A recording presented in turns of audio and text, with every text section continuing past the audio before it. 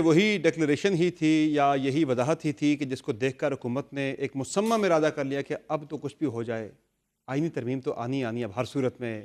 وہ تو ویسے بھی آنی ہے، دیکھیں وہ تو ویسے بھی آنی ہے، اس حوالے سے نہیں، وہ تو ویسے بھی آنی ہے کہ نمبر گیمز ہیں جہاں پہ ان پرنسپل ہماری ایک ایگریمنٹ ہوا تھا مولانا صاحب کے ساتھ، اور بھی ہے یہ، اس پہ کوئی دو رائے نہیں ہے کہ اس کانسٹیٹیوشنل کوڈز کے حوالے سے یا لا ریفارمز یا لیگل ریفارمز کے حوالے سے ہم ایگری کرتے ہیں. ایک تمام تر جتنی بھی سیاسی جماعتیں ہیں ایون کہ اپوزیشن سائڈ پہ بھی وہ اتفاق کرتے ہیں اس کے جو موڈیلٹیز ہیں ان کو طے کیا جا سکتا ہے، اس پہ کوئی نہ کوئی ریزرویشن ہو سکتی ہے یا امپرومنٹ کے لیے روم ہو سکتا ہے. لیکن یہاں پہ یہ چیز جو ہے ایک ادارے نے اب اپنے اندر ہی ایسی چیزیں شروع کر دی ہیں، ایک وضاحت دے کے اس سے زیادہ ابہام پیدا کر دیا.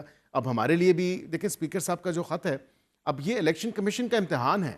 الیکشن کمیشن کیا آئین اور قانون کے ساتھ کھڑی ہے، یا الیکشن کمیشن کسی آرڈر کے ساتھ کھڑی ہے، یا لائکس اور ڈس لائکس کے ساتھ کھڑی ہے. اب الیکشن کمیشن نے دیکھنا ہے کہ اسپیکر صاحب کا جو ایک خط ہے، لائکس ڈس لائکس کا کلچر تو ہر جگہ چل رہا ہے نا. آپ کے لیے زیادہ ہی اس ادارے میں زیادہ ہی چل رہا ہے. حکومت بھی تو یہی کر رہی ہے نا. نہیں، حکومت آپ بھی تو یہی کر رہے ہیں کہ لائکس ڈس لائک کے چکر میں آپ نے کل پریکٹس اینڈ پروسیجر قانون کے اندر آپ نے ترمیم کی، وہ قانون کے جس کے تحت آپ نے اس وقت اپریل 2023 میں اس وقت کے چیف جسٹس عمر عطا بندیال صاحب، چونکہ آپ کو وہ پسند نہیں تھے، آپ نے ان کی پاورز کو کرٹیل کرنے کے لیے آپ نے ایک 3 رکنی کمیٹی بنا دی.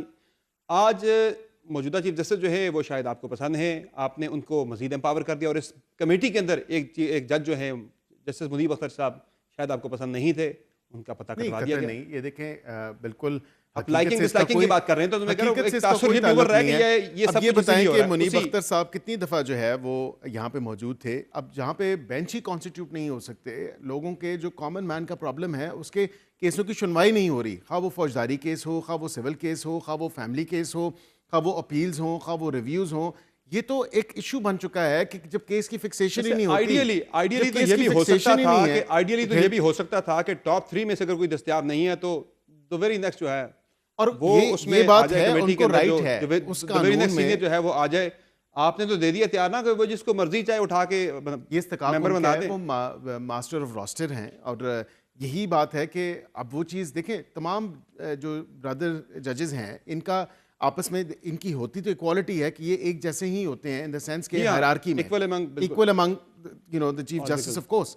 لیکن یہاں پہ ایک چیز یہ ضرور دیکھی گئی ہے کہ جب ایک شخص کی عدم دستیابی کی وجہ سے بینچ کانسٹیٹیوٹ نہ ہو، آپ کے کیسز نہ سنے جا سکیں، آپ کی اپیلز نہ سنی جا سکیں، سفر تو عام لوگ تو کرتے ہیں، اور اسی وجہ سے ہی ایک سوالیہ نشان اٹھتا ہے. اور پھر آپ کو جو رینکنگ ہے آپ کی 139 پہ آئی ہوتی ہے اور آؤٹ آف 140.